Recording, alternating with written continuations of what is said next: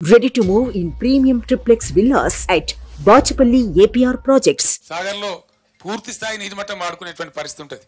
100 టీఎంసీలు ఉంటుంది కాబట్టి ఇవి ఏం చేయకుండా ఇవి ఏం పట్టించుకోకుండా దీని మీద సమీక్షలు లేకుండా అడగోలు పిచ్చి ప్రచారాలు చేసుకుంటా ఎంతసేపు విపక్షాన్ని బదనాం చేయాలి, గత ప్రభుత్వాన్ని బదనాం చేయాలనే ఒక చిల్లర చాలా చీప్ టాక్టిక్స్ తప్ప ఏం కనపడతలేదు. మేము ఆనాడు ఒక పద్ధతి మార్చేసిన నేను ముఖ్యమంత్రి ఉండే టైంలో భయంకరమైన రాళ్లవానం వచ్చి ఖమ్మం జిల్లాలో అనేక జిల్లాలలో పంట నష్టం జరిగింది. మహబూబాబాద్ జిల్లాలో, ఖమ్మం జిల్లాలో, చాలా జిల్లాలలో నేనే స్వయంగా పోయి పరిశీలన చేసిన ఏంది ఎంతవరకు జరిగిందని చెప్పి. నిజంగానే ఘోరంగా దెబ్బతిన్నది. 100% పంట పోయింది.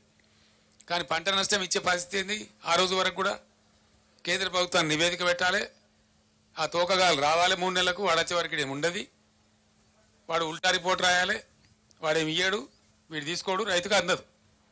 దాంతో నేనే నిర్ణయించి రైతులు బలపడుతున్నారు కాబట్టి తెలంగాణ రాష్ట్రంలో మంచిగా అవుతున్నారు కాబట్టి మళ్ళా వాళ్ళ పరిస్థితి దిగజారద్దని చరిత్రలో ఎప్పుడు లేని విధంగా ఎకరానికి 10,000 రూపీస్ ఇచ్చిన నేను ఇన్స్టెంట్ శాంక్షన్.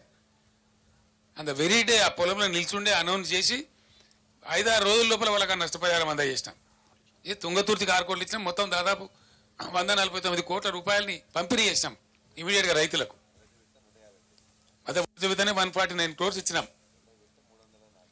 రెండో విడత అంటే సుమారు ఒక 500 కోట్ల రూపాయలను పంచినాం రైతులకు మేము. ఇవాళ లేదండి, రాలవాన వాడిది అడిగే దిక్కు లేదు. ఓ మంత్రి ఓడు, ఓ ఎమ్మెల్యే ఓడు, దొంగలు కదా ముఖం సాటేసినట్టు. ముఖ్యమంత్రికి అయితే పట్టేలేదు, ఢిల్లీ యాత్రలే సరిపోతాయి. ఏది మరి నాకు అర్థం కాదు. ఎమ్మెల్యేలు ఓరు, ఎంపీలు ఓరు, మంత్రులు ఓరు, అధికారుల బృందాలు పంపించారు. మేము ఒకటే మాట చెప్తా ఉన్నాం, ఇవాళ ఏది ఏమైనా సరే రణరంగమైనా సరే ఈ ప్రభుత్వాన్ని మెడలు వంచుతాం, వదిలిపెట్టాం ఎట్టి పరిస్థితులలో, ఎట్ ఎనీ కాస్ట్.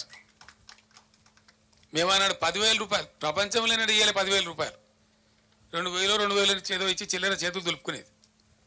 మేము 10,000 రూపాయలు ఇన్స్టెంట్గా ప్రకటించి 500 కోట్లు సుమారు పంచినాం. 450-460 కోట్లు పంచినాం. ఇలా అతి లేదు గతి లేదు.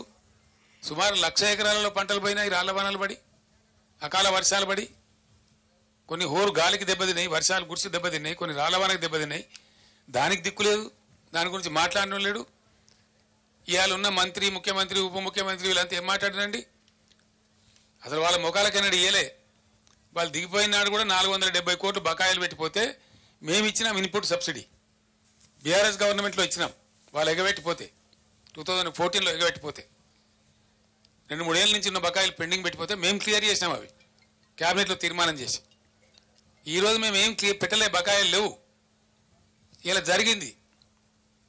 మేమన్నా 10,000 ఇప్పుడు చరిత్రలో ఇయ్యని 10,000 50 ఏళ్ళ కాంగ్రెస్ పరిపాలనలో ఎన్నడూ తెలుగుదేశం పరిపాలనలో ఎవడు ఇయ్యని 10,000 రూపాయలు మేము ఇస్తే దాన్ని కూడా ఎకసక్కం చేసి మాట్లాడినారు. సుమన్ టీవీలో మీ పర్సనల్ అండ్ బిజినెస్ ప్రమోషన్స్ కోసం కింది నెంబర్కి కాంటాక్ట్ చేయండి.